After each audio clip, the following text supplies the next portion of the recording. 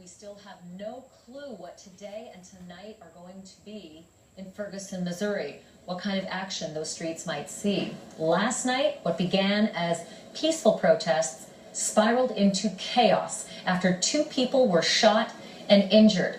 The Highway Patrol says those civilians were not shot by the police, and they say some protesters were hurling Molotov cocktails at the police as well. All of this despite a curfew that was in place. And Michael Brown's attorney asking for calm. Our Don Lemon is on the ground for us in Ferguson, Missouri. Don, who is it that it is supposed is causing the trouble at night? Because by day things are calm. By night, does anyone really know who these people are? No, they don't really know, but they have some idea that it is, some of it is caused by outside agitators, some of it is caused by people who are within the town. They believe that some of it may be caused by gangbangers, but they believe that it's an orchestrated effort, and the small amount of people, small number of people, I should say, who are committing the violent protests, the unruly protests, are people who just want a reason to act out anyways. They want a reason to steal, they want a reason to loot, they want a reason to fire things into the crowd. And so it is believed to be obviously younger people as well, but they also think there's some outside agitation coming in from groups who, anarchist type groups, who like to come in and they like to see chaos and these things occur. But again, I have to keep reiterating, Ashley, and I know you have as well, it's a small number of people who are doing that. Most of the protesters here are peaceful and they just want their voice heard. And Don, is there any sense, I mean, you know, every day there's new information and it sometimes raises more questions than answers, but we've just had this news conference from Dr. Michael Baden and the family of Michael Brown with regard to the second autopsy. Has that information filtered down into the street yet, and is there any sense on how it's being digested? Absolutely. I mean, everything gets here pretty quickly, and then usually during press conferences, depending on where you are, if you're at one of the protest places, you'll hear the press conferences on loudspeaker, and then people are listening intently, and they believe from the number of shots from the autopsy, at least 6 shots, that it was overkill, or if it was excessive, I should say. That's a better way of putting it. But they believe that it was excessive. They believe that his, you know, obviously his hands were up, as witnesses have been saying. And they also think that the shot to the head, this is in their opinion, their belief, that that was over the top. That's what killed him, and that was unnecessary. So yes, it's trickling down. And so actually, there are a number of factors here that we have to really look at, and we have to take an honest look at, and we have to be vigilant about. And that is, number 1, the autopsy results that people are not happy with. Number 2, the National Guard coming in and concerns about people feeling like they are occupied again. And then, of course, the possibility of violence here. Where we are, just moments ago, they said that people couldn't congregate here, that they could protest if they wanted to, but they couldn't stop, they couldn't congregate. It appears, if you look around, that police have backed off of that because it caused some consternation here. People were saying, you know, it's my right to be able to assemble here, and I want to assemble. And so I think rather than cause some anger and some resentment, the cops relented a bit, and now they're just standing here having a presence and keeping a close watch. Okay, Don Lemon, keep an eye on things for us. If you would, let us know if anything changes over the course of this hour. Our Don Lemon has been doing terrific work in the streets of Ferguson. And I now want to bring in retired U.S. Army Lieutenant General Russell Honore. He's in Baton Rouge, Louisiana, along with Cedric Alexander, who's the president of the National Organization of Black Law Enforcement Executives. He's also the Public Safety Director in DeKalb County, outside of Atlanta. General Honore, if I could begin with you. You heard Don Lemon just reporting on the notion that people feel as though with the onslaught of the National Guard arriving in Ferguson, it's feeling a little like they're occupied. What would your recommendation be for this community, given what we've seen transpire over the last week, night by night by night? Is the National Guard the right thing to do? Well, it's a decision by the governor. It's one of the options you've got to be able to bring more police in. In this case, he has 2 military police battalions in the Army National Guard in the state under his command. So whether it's the right thing to do, I think it's a logical progression. When you look at what has happened the last few nights, and the on-the-ground decision is they need more police, then at the disposal is the National Guard. They're well trained.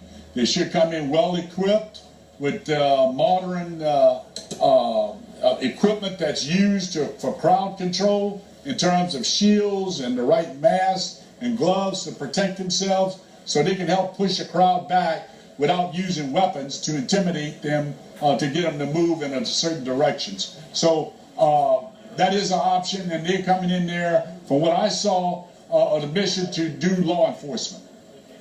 And I think, Mr. Alexander, there have been a lot of critics who've said this police presence, be it the county, be it the state highway patrol, or now the National Guard, they're damned if they do, they're damned if they don't. When they held back, when the looting happened, they were criticized. When they went in too hard because the protesters wouldn't disperse, they were criticized. Does the National Guard have any kind of blueprint that they can follow so as not to take it from either side of this debate? Well, I will certainly lean to the general to probably more appropriate person to answer that question considering his experience. However, I will say this from my own experience, is that the National Guard historically have had a great reputation, and we've seen that over the years, in being able to manage crowds under these type of circumstances. So I believe we have to give the Guard an opportunity to go in there tonight, based on how they're trained with the equipment that they're going to bring with them that will probably be far more appropriate for what we're seeing out there on the streets in Ferguson.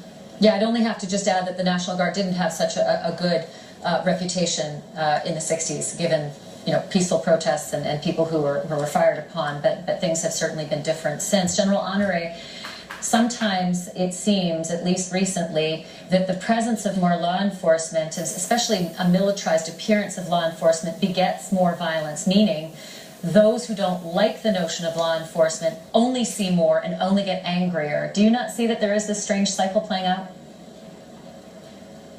Well, from the last few days, and again, as I've come to realize, actually, I think they're going to have to find a political narrative that they can connect with the people on and move in that direction, because I don't think more police is going to solve the issues in this town. They can provide security and hopefully provide safety for the people, but they're not going to solve the problem, more police. Mr. Alexander, General Honore just used that term, political narrative. I'm going to give you a two-pronged question. That is, number one, are you advising any of the law enforcement still in operation in this community? And if you are still advising them, or if you could, what would you recommend the political narrative be for the way they actually effectuate their work in the streets at night? Well, what I will say going forward, I think it's an opportunity for the Guard right now to be at the forefront of this, so that the police can somewhat fall to the back, because I think part of the problem here, much of the problem is that there's a great deal of distrust between police and that community. The community there just does not trust the police whatsoever. So that's where you get to the point of where being darned if you do, darned if you don't. Those bridges are going to have to be worked on, but it's very difficult to work on those bridges when each and every night you have the police saying that is the crowd is making actions towards them that's creating these types of events, but yet and still, if you listen to the crowd, they would say that it's the police. So I don't know who the observers are in this who can be objective, but I think in light of the fact that we can't determine that, and it is somewhat suspect on both sides, in my opinion, I think it's important that the Guard comes in at this point, and we're going to see going forward, and potentially who's the real initiators in this. Because one thing I'm very comfortable with is that the National Guard in recent years have certainly demonstrated that they can manage these types of crowds. And if we see that tonight and in nights going forward, that might give us a clear indication as to what direction we need to be going into. I certainly hope we do see exactly what you're suggesting. Yes, go ahead, General Honore. If I might say, Ashley, Missouri is one of the few states with 2 military police battalions. All those troops have deployed at least once. So they are well trained and they have the right type of troops, military police, to do law enforcement. In many cases, some states don't have military police, so they'll put infantry troops. This governor has